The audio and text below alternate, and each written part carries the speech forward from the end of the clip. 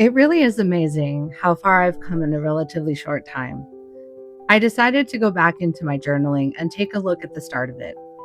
When I began this project, I had three documents: a symptom tracker, my journal, and a file called Magenta Island. In the middle was me, as Makarios. A little backstory into the name Makarios. A wonderful woman wrote a book called Blessed Companion, and my pastor, who was her son, created a Bible study from the material. It was an intense 21-day journey we did over Zoom during COVID. That was the first place I spoke the words, "I was abused." Obviously, because of my friendship with the pastor and working there, she knew me very well.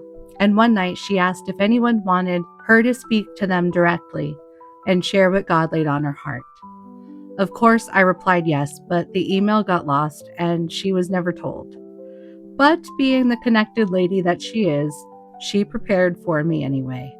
That is when I was given the new name Makarios. Makarios means blessed, happy. Ironic, considering everything. Her son gave me a life first before any of the issues that we're currently facing were even on the horizon. James 1:2-4. Count it all joy, brothers, when you meet trials of various kinds, for you know that the testing of your faith produces steadfastness. And let steadfastness take its full effect, that you may be perfect and complete, lacking in nothing.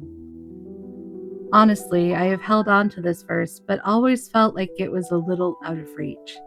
Before this project, journal, journey, all of the above, I was not happy. I was not feeling blessed, besides my children coming through their health scares.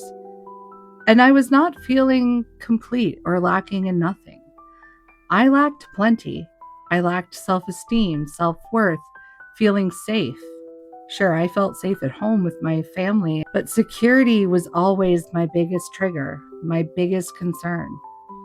Even though we have lived in this place for 17 years and there is no reason for the landlord to kick us out, I'm on a fixed income, and the thought of any rent increase would tighten my chest. My family fell apart physically as well. In 2021, I became disabled.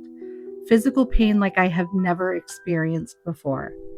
Literally overnight, I went from functioning with pain to begging for the end in a 7-week nightmare. I didn't think I would survive.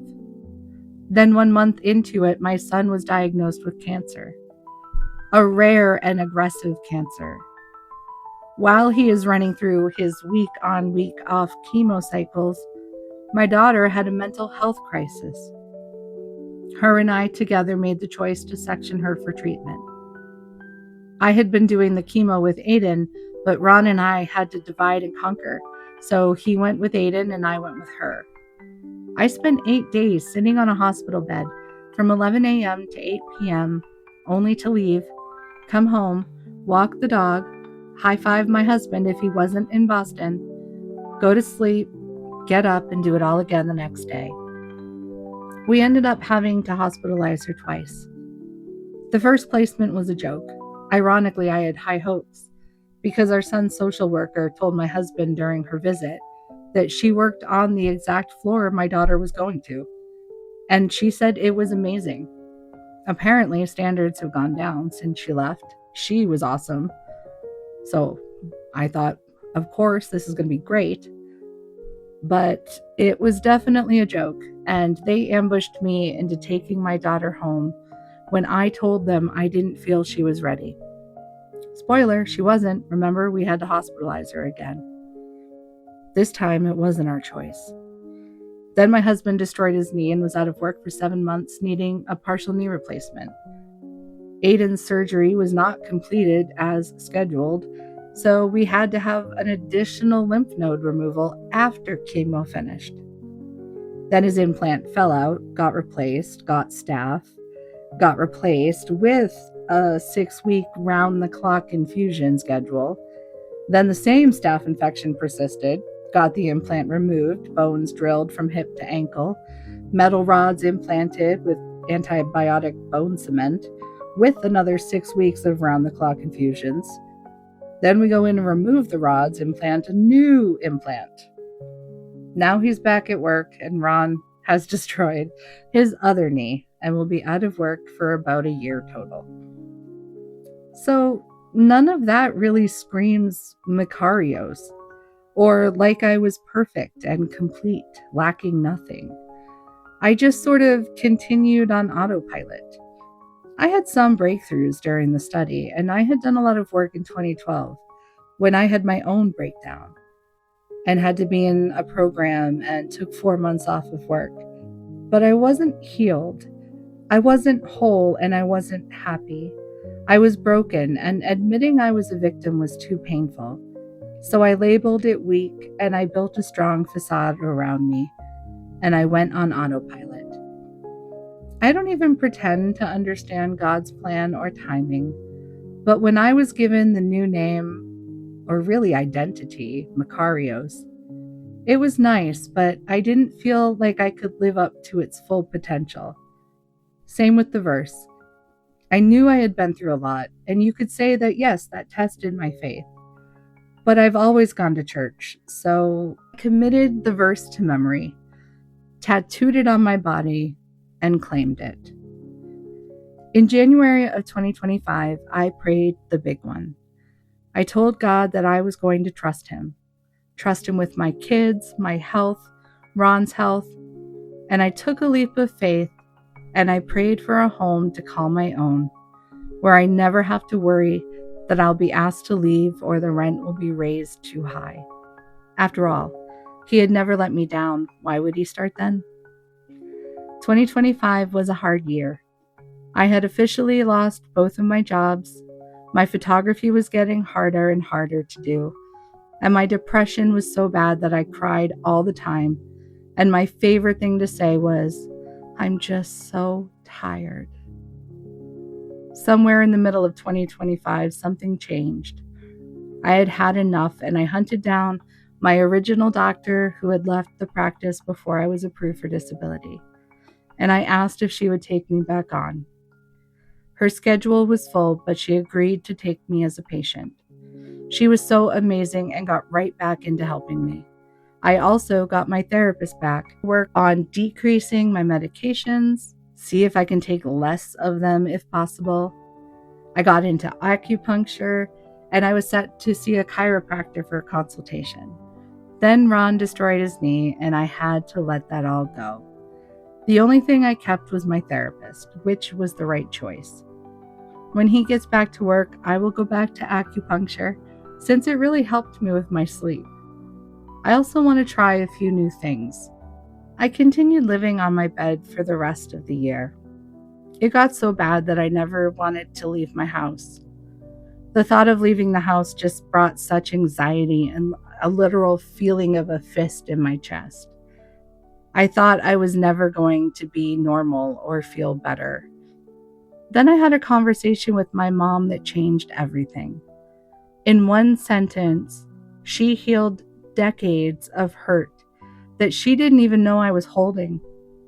I felt the cement fly off my chest, and then there was space. That is the moment where this idea came to me. I had tried in 2024 making a sourdough starter, and it failed spectacularly. Why not try again and use that to process all of my baggage? I began preparing in December to kickstart the proofing project. I was determined to change and heal and feel like a person again. The most I did was go to doctors and occasionally to Diana's to forget my life was happening. Then in December, my mom offered us a part of her property to move a home onto where we can live and no one can ever take our home away. It would be the stability that I have always sought. January 1st, after I got all my ducks in a row, I began. I was nervous and excited all at the same time. I felt different physically, so I knew that if I put the work in, it would happen. Maybe I could do this. It was a slow start. It took months to get the starter to where I could actually bake. Our water is not conducive to sourdough, so there was a lot of trial and error, and Greg knocked her off the counter, and it was a huge undertaking. However, all of that gave me time to process. Every day I recorded feeding Clara and used those videos to journal. I posted them as accountability. I worked with my therapist and continued to see my doctors. So much has changed. How I see the world has changed. How I see myself has changed. How I feel and respond to situations has changed. I am changed. So where am I now? Ron is still out of work and things are tightening around us. He's been on continuous leave for various kinds pretty much since 2021 between me and the kids and him. This has finally come to a gray area where we had a gap of 3 days in our coverage for our insurance before it would be protected by PFML. We asked, but they said they could not extend coverage those 3 days, so we would lose it. Because of those 3 days, we may have to shell out at least $450 a month, anywhere from 1 month until the fall when he goes back to work. Gray area. No one really knows how to navigate this, so it's a ton of work for him. Which I guess good thing he has the time because he's recovering. Aiden has a biopsy coming up in July to see if the nodule in his lung is just inflammation or recurrence. It showed up 3 years ago and it has doubled in size. Typically, that would suggest recurrence, but because he's had so much surgery, they can't rule out it just being inflammation. So the biopsy will tell us definitively if it's cancerous or not.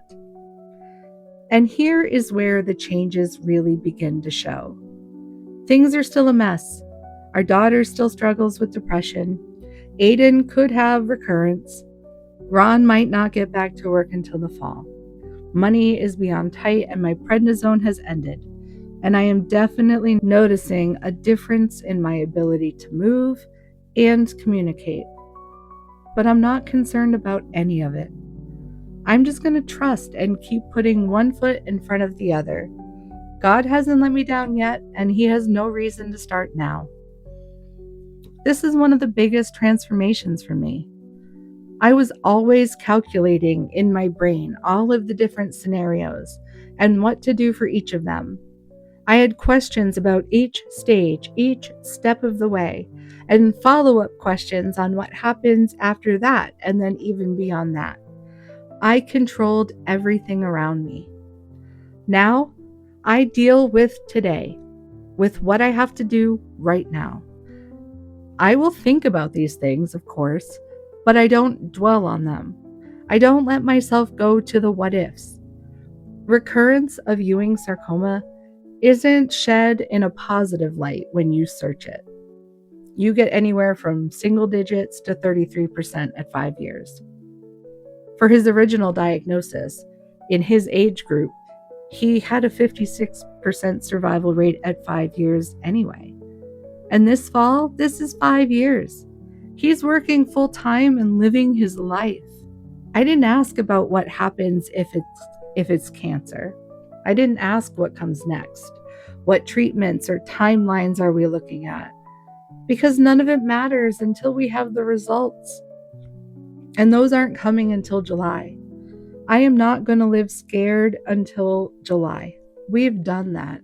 We have seen the scary words on scans and results, and I'm not going to return to old ways. I also have seen changes in my body. I hold on to less tension. Now the only thing that tightens me up is the physical pain. That won't change. Pain is exhausting. It uses so much energy just to function on a day-to-day basis. But I don't have to consciously relax my muscles like before. My body isn't holding me together in a tight squeeze anymore. A lot of that baggage has been released. I notice more things and have had my brain calculate and process in real time, which is so bizarre. I feel steady now, and I feel like I'm at a crossroads. There is still work to be done. My therapist says that I still have some unburdening to do, which I wasn't sure what she meant, but I've been meditating on that this week.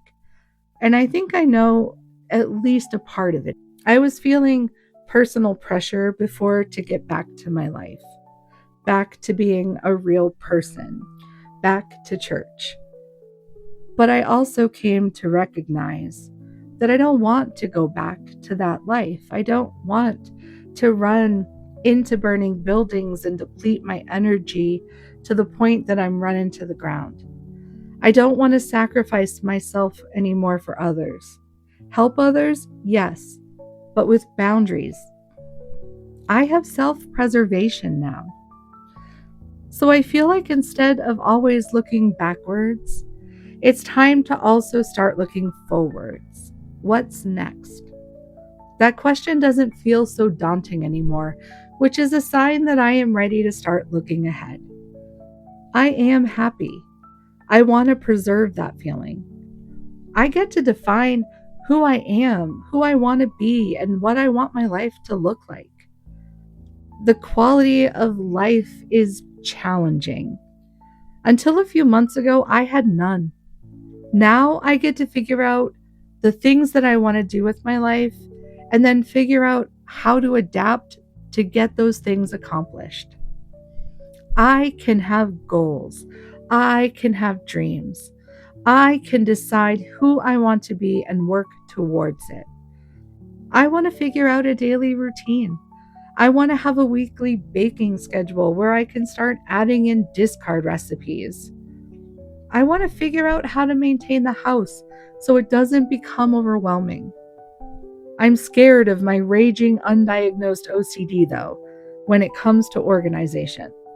My coworker knew I was back at work before they told him, because all of the staplers and tape dispensers were perfectly perpendicular to the shelf instead of just tossed underneath. So I'll have to keep an eye on that. I have several things about the kitchen that bother me now that I'm trying not to get crazy with. I don't want to go from one bad habit to another. We are not transferring quote unquote addictions here. I no longer feel like there's a proverbial shoe hanging above my head at all times when it comes to the move to my mom's property. I was cautiously optimistic when I sent the paperwork that needs to be processed before we start planning. However, as our lives tend to go, I felt like there was something that was going to happen and the move was not going to work out, as is tradition with our lives. The other night, Ron and I were talking before bed. We were talking about how we could have never imagined that this is where life would take us when I knocked on his door that day.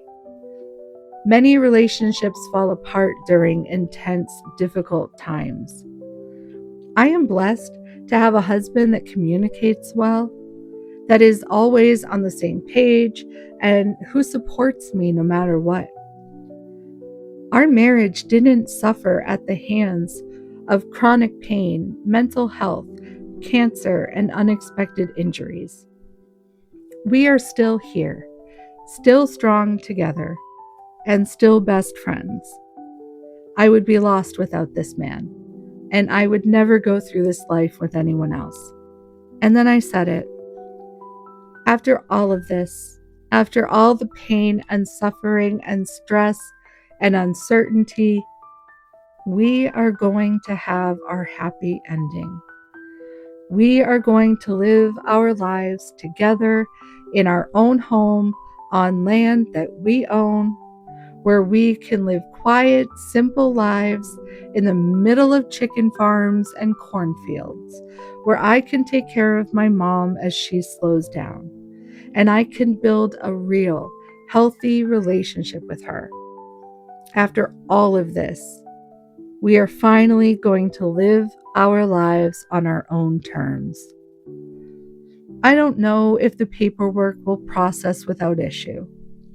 If so, it makes the long distance move easier. But if not, we can still move forward. It just is a little more complicated. Once we know where Aiden stands and what comes next for him, we will know a timeline better and can prepare next steps to move. Until then, we will declutter and downsize our stuff in preparation for someday moving. Either way, I'm not concerned or worried about any shoes falling. We will take each step as it comes and handle any snags as we go. All of it feels really doable now. It has hit me. I am Makarios. I feel Makarios. I am happy, authentically happy for the first time in my life. I am blessed that God has carried me through every step of my life. I am blessed that I have a solid marriage and a family that sticks together and overcomes anything that is thrown at us. That all of those trials and negative experiences have tested me in many ways, physically, emotionally, mentally, and spiritually. And my faith today is strong. I believe that God has got my back. I am grateful for the path He has given me. I see the destination ahead, and tribulations may come, but I asked the big ask, a place to call my own. And now I have it. We just have to get there. So at the crossroads I stand. I've got healing behind me, a clear direction for what I need to process next in that department, and a completely blank canvas ahead of me. I think before, when I felt the pull to get back to my life, it was still out of the mindset that I had to be doing something, that I had to get back on the hamster wheel. Now I recognize that that is an incredibly unhealthy way to live. Simplifying my life, releasing everything that came before, making peace with it, and allowing myself to just be is when the healing began. Now that I have clarity and presence of mind, I am here and now, and I like it. I notice my surroundings and get annoyed when things are out of place. I had a system for the kitchen while Ron was recovering. Everything had a place in the pantry, the fridge, and the freezer, even utensils. Now that he's back out there and we are sharing this space for the first time, it has become uncharted territory. Where I think is obvious for the kitchen scale is not where he thinks is obvious. Here's a hint. It's with my bread stuff. I use it twice a day for Basil and Dot. Before, I never paid enough attention to notice things and where they went. I decluttered my room yesterday and removed a lot of things that I was holding on to that I haven't touched in years. If I haven't picked it up in 6 months, I don't need it. It feels amazing to pare back and scale back. And so my face is starting to turn towards the future now. Once the declutter and spring clean is finished, I want to build a routine that keeps it up. I want to help my daughter with that too. I want to be a good example. I want to show her that depression doesn't have to win. You can pull yourself up and out, and you can do it even when it's hard. I want to build a future where I control my peace. I control my steps, where I make active decisions and not just float through passively, and actively choose where my next step is going to be placed, moment by moment, enjoying all of the little things, because I have been through hell and back, and I have come out on top. Admitting I was a victim was too scary and painful, so I labeled it weak, and I became a fortress. But no more. Now I'm free. Now I am Makarios.